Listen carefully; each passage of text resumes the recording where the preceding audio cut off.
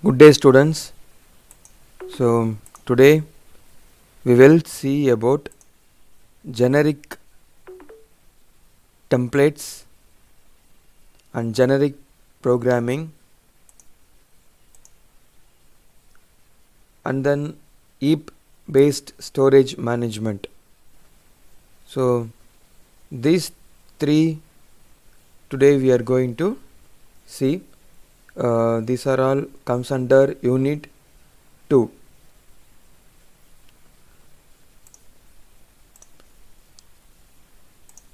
So, as usual, this session is being recorded in OBS Studio, and that this session will be uploaded in YouTube within the next class, right? I shared the playlist in the WhatsApp group. Lot of videos have been added and a lot of videos will be added in future. So kindly go through all the videos. If you have any doubts, please mail me at kadavul1987@gmail.com, kadavul1987@gmail.com. Okay. So today we are going to see about heap based storage management. So what is meant by heap in general? A pile of something, it's called heap. Okay. Usually heap means unordered structure, but here it will be an ordered structure. Okay. Just like an array. So heap storage is used to allocate storage that has a lifetime, okay, lifetime that is not related to the execution of the current routine. So what it means, if the program is executed, the heap storage will be fetched, a part of the heap storage will be fetched and it will be allocated, and the allocated will be for lifetime. Okay. Usually we have seen whenever the scope of the resolution ends, the life of the variable will end over there. But when we are using the heap based storage management, the allocated memories won't be replaced by the new ones. Okay. It will be handled in manual way only. That is, the programmer need to tell the compiler the variable is deallocated. Okay. So everything is manual in heap storage management concept. The storage is shared among all program units and all threads in an enclave. Enclave means a set within another set. Okay. But this small set is totally different from the whole set. Okay. It's like inside a zoo there will be lot of sets like animals. In that, if there is a human set in that zoo, that is odd man out. Okay. So everything will be shared with all the program units and all the threads inside that enclave. Okay, inside that zoo. So we need to explicitly tell it needs to be freed, otherwise it will be available for lifetime. That's the third point.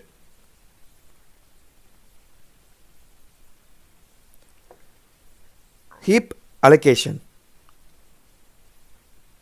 The programmers only allocating the memory portion for the variable or class during the execution of instructions. The programmers explicitly write the codes. Okay, that's the main thing we need to think, and it's not follows the heap data structure. This is the just name, okay, heap. So it is called heap because it is a pile of memory. As I already told, pile of memory means a set of memory spaces, okay, a set of memory spaces which are available to programmers to allocate and deallocate manually, right? So whenever I tell the space is allocated, it have to be deallocated in a manual way only. Every time when the programmer makes an object, it always creates an heap space, okay, heap structure. So what it has the informations related to the objects, and those will always stored in stack kind of memory. So what is meant by stack? We have already seen about the stacks. So stack means last in first out, okay, LIFO, last in first out. Q means first in first out, okay. So these objects will always stored in stack kind of memory. So and this is not as safe as stack memory allocation, because each and every data can be accessed by any kind of threads, okay, threads means programs, different kind of programs. So if the programmer didn't handle the memory well, then there can be memory leak in that programmer, so that program, okay, so in that program. So we already know about the memory leak. So what is a memory leak? A memory leak is the variable is declared but it's not initialized, and if it's been accessed somewhere, then it is said to be memory leak, okay. So we are not properly using the variables, that's called memory leak. So difference between the stack and the heap based storage management system. So the parameter basic memory is allocated in a contiguous block, okay, but in heap it can be random, it can be continuous for a particular portion and it can go for random, right? So heap is just like our hard disk. Hard disk doesn't have to find a dedicated memory space to allocate a particular part of data, right? So what it does is it allocates in a random way. Our hard disk allocates in a random way. So our hard disk is one of the example for this kind of heap. Allocation and deallocation. In stack, the compiler itself done it automatically, but in heap the programmer does the work. So obviously the cost will be less in stack and more will be heap, because the programmer needs to spend a lot of time. Time is equal to money, okay. Implementation is very easy in stack and implementation is very hard in heap. So as well as if the implementation is easy, then the access time is faster, but sometime it may be inversible, but here it becomes faster because everything is handled by the compiler. In heap everything is handled by the manual and by the programmer, so it have to be slower than stack. So the main issue will be shortage of memory, because it has a contiguous block of memory and it's a limited space only. In heap we need to think about the fragmentation problem.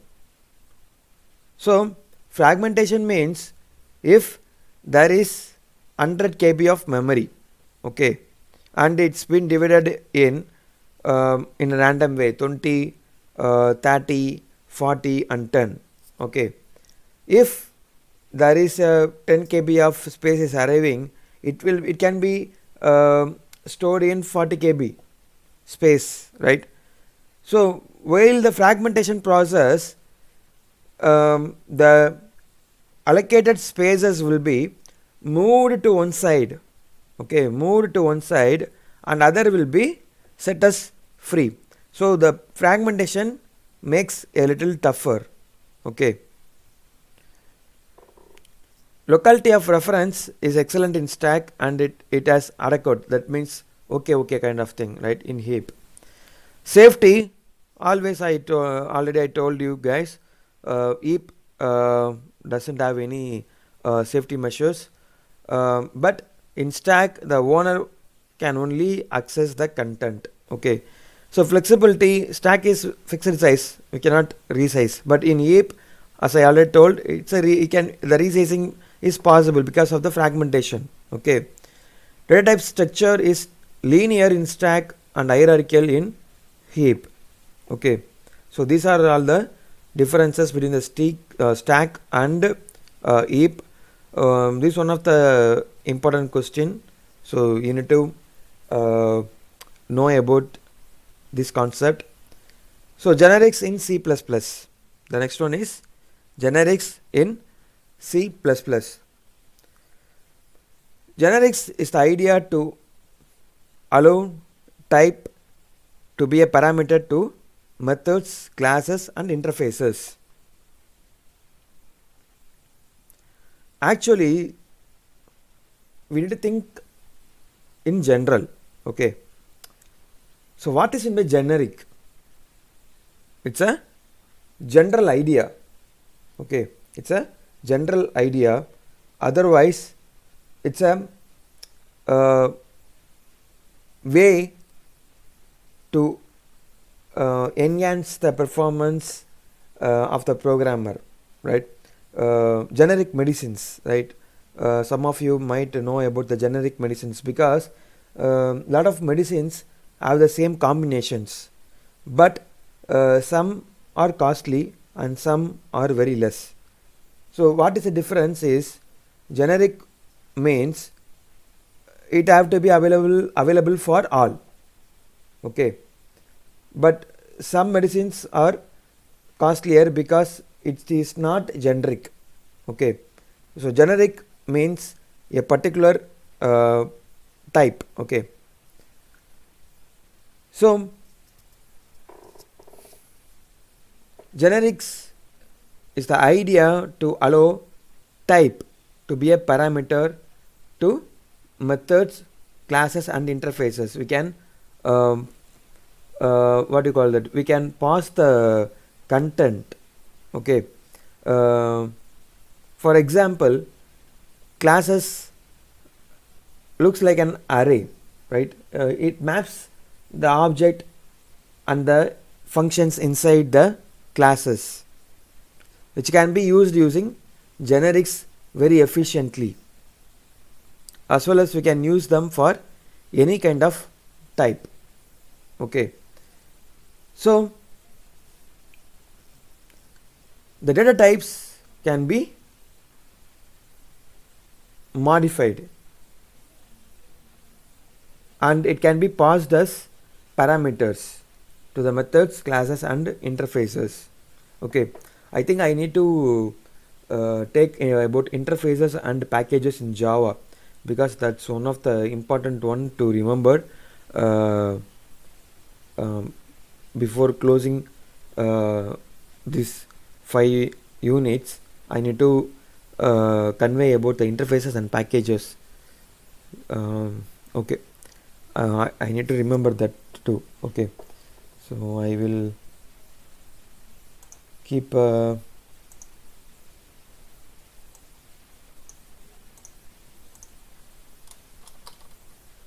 interfaces and packages.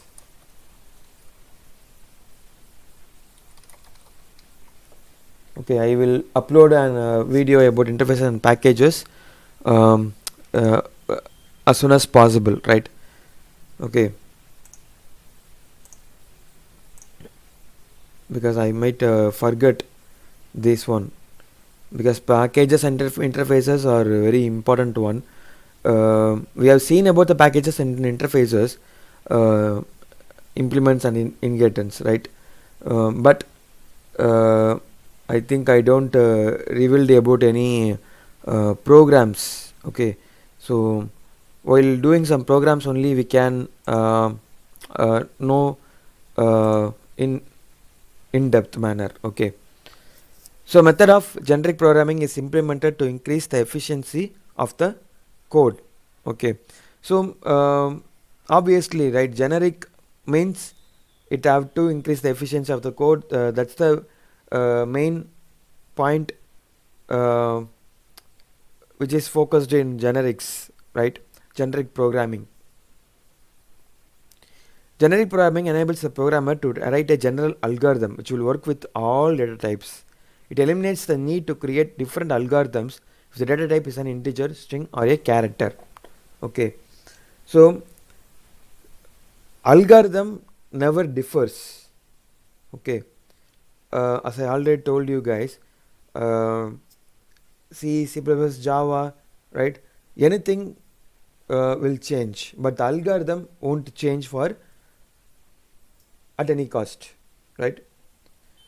Algorithm never changes, but the program codes will change.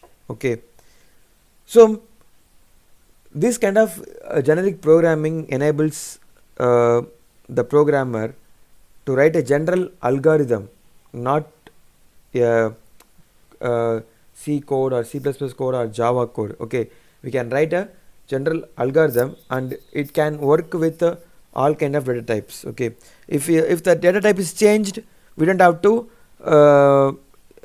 change the algorithm. Okay, we can use this kind of generic programming if we are changing the data types only. Okay, that's the main purpose of generic programming. So it obviously increase the efficiency of the coding part. Okay, as well as it reduces the human labor cost. Okay, so next one is templates. So templates means it can be used for it can be used for what do you call that themes, right? It's it kind of this a kind of theme. Some people might know themes in mobile phones. Okay, so in other word is template. Each and everything will get changed according to the template. If you need funky, then the wallpaper, the lock screen will change it to the in the funky way, right? Or in a jolly mood, or a romantic one, or in whatever template it can. The mobile phone template can be changed, right? Sometimes it called as profile too, right? A template is a simple and yet very powerful tool in C++, because we can use these templates instead of writing codes. We can use these kind of templates to write the code in a very shortest way. Okay, we can save our codes as a template so that anyone can access that template to reduce their coding part. Okay, say for an example, if you want to do a mathematical calculations for creating a calculator, so what you need is you need to get some values from the users, and then you need to process addition, subtraction, multiplication, division, percentage problem, log, whatever may be, right? So if someone is developed a template for addition, subtraction in individual way, we can use those kind of templates in our program, so that we don't have to code it, and then we need to compile it, we need to do a lot of things, right? We don't have to do those kind of stuff. We can just use this kind of template so that we can reduce our coding part. So the simple idea is to pass data type as a parameter so that we don't need to write the same code for different data types. Okay, so we are not going to do this writing part of the same codes for different kind of data types, right? So for example, right, a software company may need short for different data types. Okay, so rather than writing and maintaining the multiple codes, we can write one short and pass data type as parameter. Okay, so that's called template. So say for an example, you are doing addition for string as well as for addition, right? So plus symbol is used for string concatenation as well as for addition. So rather than changing the codes, we can pass the data type as the parameter to the template, so that if the string is passed, then the string concatenation will work. If the parameter data type is integer, then the addition will work. Okay, that's the way the templates are working. So C++ adds 2 new keywords to support templates, template and type name. The second keyword can always be replaced by keyword class. Okay, we can use class as a template. Okay, template class name, so that the class will act as a template. Okay, so how do templates are working in the program? So templates are expanded at compiler time. Okay, so it works only during the compiler time. So these are like macros. Macros means preprocessors, right? Before the runtime, in the pre-processing stage itself, the coding will be expanded, right, according to the data type we are using. Maybe it passed, right? The difference is the compiler does type checking before template expansion, right? Wait a minute, right? So what's the difference is the compiler needs to do the type checking. So what is type checking? As I already told you guys, right, type checking means there is no syntax or semantics errors. Okay, so that's called type checking, and it needs to be done before the template expansion by the compiler itself. Okay, so the idea is very simple. Source code contains only function or class, but compiled code may contain multiple copies of same function or class according to the data type passed to the template. Okay, if there are two parameters is passed, one is string and another one is integer, then there will be two classes. Okay, so that's the difference. So in this way templates are working. So I am sharing few external links over here, so you can see these external links whenever you are having free time. Okay, so if you are having any doubts, you can ask me right now.